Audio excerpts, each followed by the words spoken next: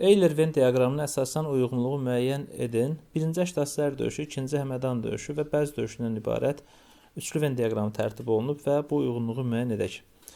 Y variantı ilə başlayaq uyğunlaşdırmağa. Babəkin rəhbərliyi dövründə baş verməsi.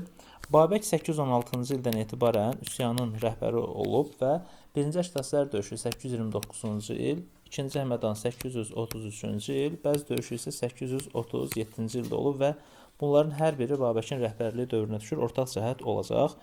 9-cu əsrin 30-cu illərinin birinci yarısında olması. Bura baxdıqda bu ikinci həmədən aid olduğu görünür D variantının.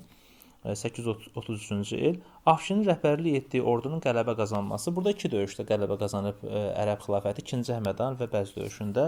Afşin isə 835-ci ildən etibarən rəhbərliyə gətirildiyi üçün deməli C variantı aiddir bəz döyüşünə, ikinci həmədan döyüşünə aid ola bilməz. Xürrəmlərin ərəbləri məğlub etməsi. Bu ikisində əgər Ərəb xilafəti qalib gəlibsə, deməli birinci əşdatslərdə ərəblər məğlub olub, xürrəmlər qalib gəlib. B variantı burada olacaq.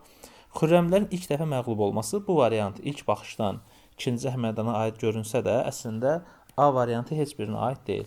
Çünki xürrəmlərin ilk dəfə məğlub olması o halda ikinci həmədana aid olardı ki, burada qeyd olunsaydı ki, Babəkin rəhbərliyi altında ilk dəfə məğlub olması ikinci həmədana aiddir. Amma ümumi xürrəmlər hərəkatından danışırıqsa, 778-ci ildən başlamış bir üsyan Babəkə qədər birinci dəfə məğlubiyyət almışdılar. Ona görə də ilk məğlubiyyət ikinci həmədan deyə bilmərik. Babəkin rəhbərliyi altında ilk məğlubiyyət ikinci həmədan da deyə bilərik. Ona görə A variantını biz ikinci həmədana aid eləməyəcəyik. Doğru cavab olacaq 1B, 2D, 3C, 4 isə Y. Doğru cavab olacaq D variantı. Əgər biz A-nı yanlışlıqla 2 aid eləsəydik, ona uyğun cavab da A variantı idi. Amma burada doğru cavabımız olacaq D variantı.